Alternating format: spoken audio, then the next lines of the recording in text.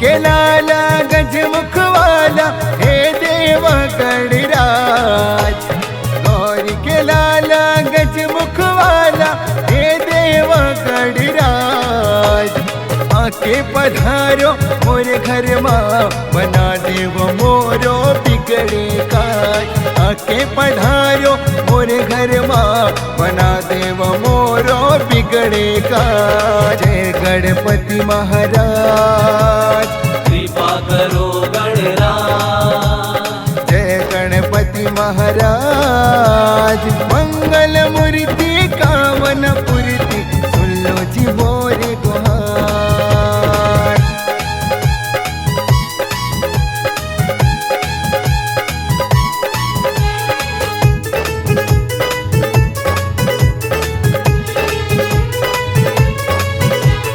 पहली उतारो तोर आरती हे देव मंगलकारी गा।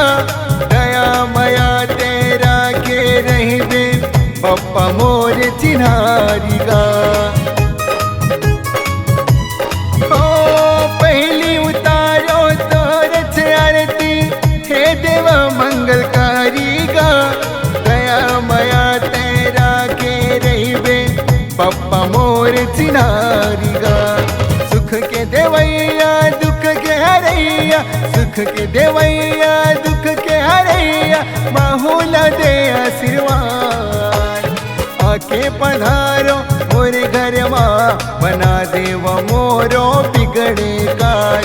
आके पधारो मोरे घर माँ बना देव मोरो बिगड़े काज।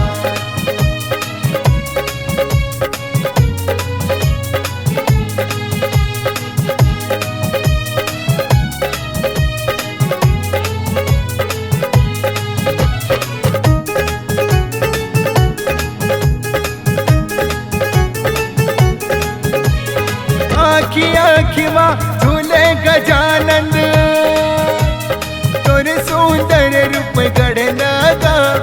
ओ भक्ति के जोत जलाहूँ आबे मोर घर अंगनागा। ओ आखी आखी माँ झूले गजानंद तोर सुंदर रूप गढ़नागा।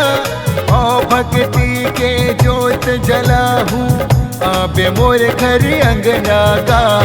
ज्ञान देवैया लड्डू खवैया।